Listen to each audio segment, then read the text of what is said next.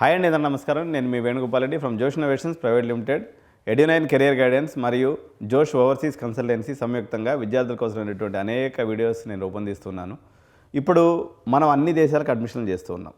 Western countries చేస్తూ ఉన్నాం, Asian countries అయినటువంటి సింగపూర్, మలేషియా, దుబాయ్ కూడా చేస్తున్నాం, యూరోపియన్ కంట్రీ అయినటువంటి జర్మనీ, ఫ్రాన్స్, ఇటలీ కూడా చేస్తున్నాం.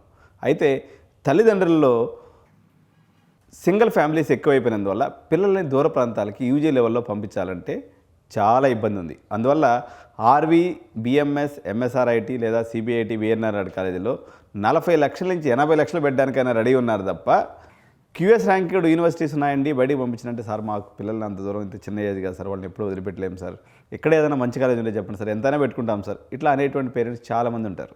సో భారతదేశము ఎప్పటి నుంచో ఈ విషయంలో ఎదురు చూస్తూ ఉంది.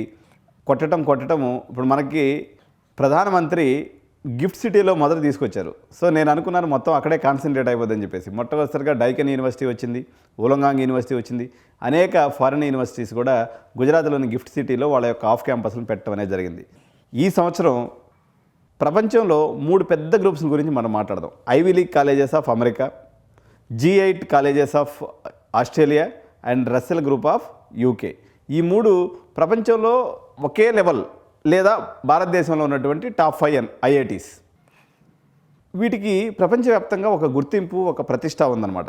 సో అటువంటి రస్సెల్ గ్రూప్ నుంచి ఏకంగా 8 కాలేజీలు భారతదేశంలో ఆఫ్ క్యాంపస్లు పెట్టడం జరిగింది. అది ఒక ప్రాంతంలో కాదు, గిఫ్ట్ సిటీలో పెట్టారు, ఢిల్లీలో గురుగ్రామంలో పెడుతున్నారు, మనకు సౌత్ ఇండియాకి సంబంధించి బెంగళూరులో పెడుతున్నారు, మనకి ఇటుపక్క ఉన్నటువంటి ముంబైలో కూడా పెడుతున్నారు.